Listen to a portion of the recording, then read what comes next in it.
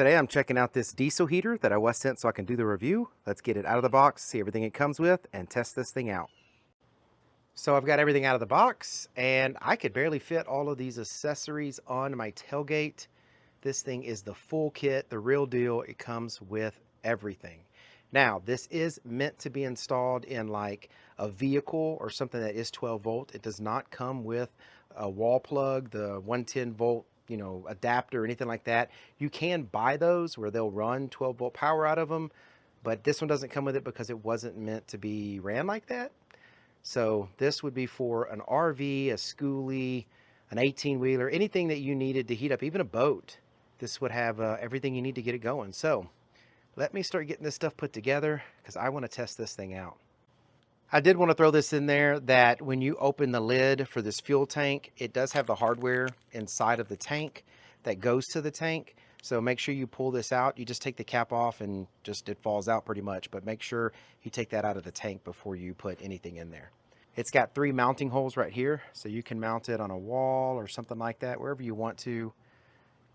Just make sure you mount it where this is pointing up, so when you pour fuel in it, it doesn't spill out. All right, so I've got all the pieces here together, and I got this set up because I wanted to test this, of course, before I use it. We do plan on putting this at our off-grid cabin that's up in the mountains, and when you're pretty far away from anything, you want to make sure all this stuff works.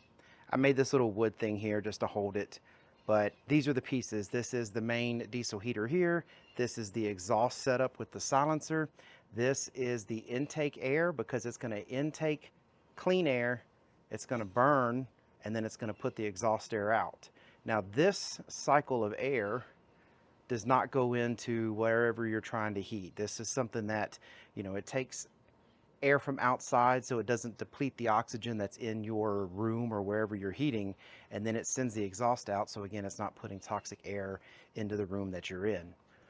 The air that you will have in your room or in your space is coming out of your space here, it's getting sucked in, and then it's getting pushed out. So the hot air comes out here, the clean air from your space goes in here, and it's just cycling through this to heat that air.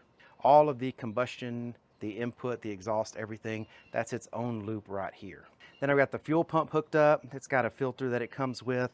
I did actually prime the fuel line because I wanted to find out if this pump can lift. So a lot of things I've seen, they have the diesel higher up than the heater, and it makes me think it was gravity fed. I know it needs a pump to feed it, but I just wanted to make sure that this pump could pull from a container, the gas tank that it comes with, whatever you're doing, maybe from the ground instead of having to have it on top.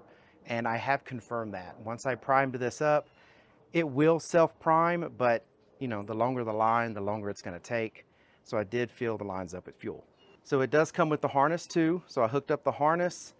One of them goes to the fuel pump. One of them goes to the control panel that's right here.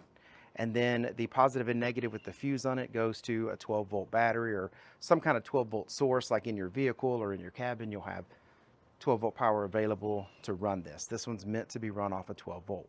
Everything you need to know, of course, is in the manual. So read that if you have any questions about any of this. So the quick test that I've done to make sure everything is flowing through has been great. It does take a little bit of time for that pump to move it through because it doesn't pump a lot of diesel. It doesn't need tons of diesel for this thing to get hot. So it will go very slowly through that line. If you have any air in that line, you'll see it. I got all of that out so we can just turn this on and make the video a little shorter.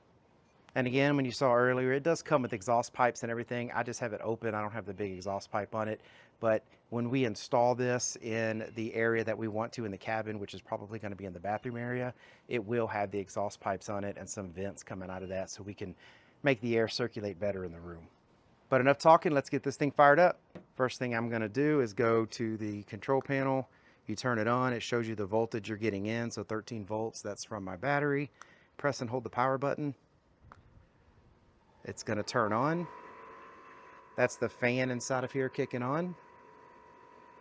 I have it down to H1 because I had it all the way up to H10, and this thing creates a lot of heat.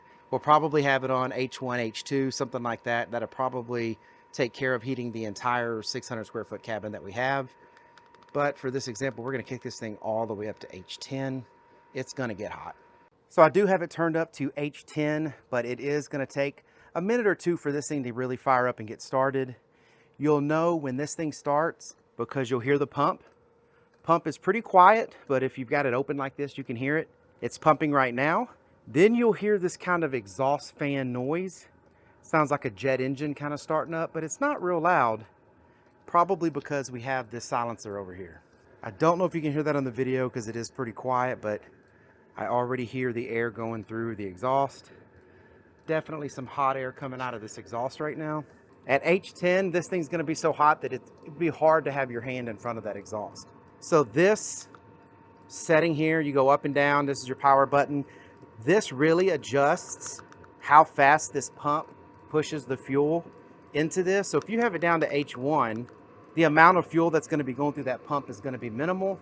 Of course, if you push it all the way up to H10, that speeds up the pump to push more fuel, which creates bigger flame, more heat, everything you need. It does have some settings here that you can go through, and there's different things you can set, like the temperature in the room, stuff like that. But all of that's in the manual. The air coming out of this exhaust now, it's just really hot. You don't want to put your hand behind that. The fire is lit and it is burning. And yeah, that's pretty hot right there. I won't be able to keep my hand there that long. I mean, even over here, this would end up getting way too hot. Hotter than any heater that I have laying around.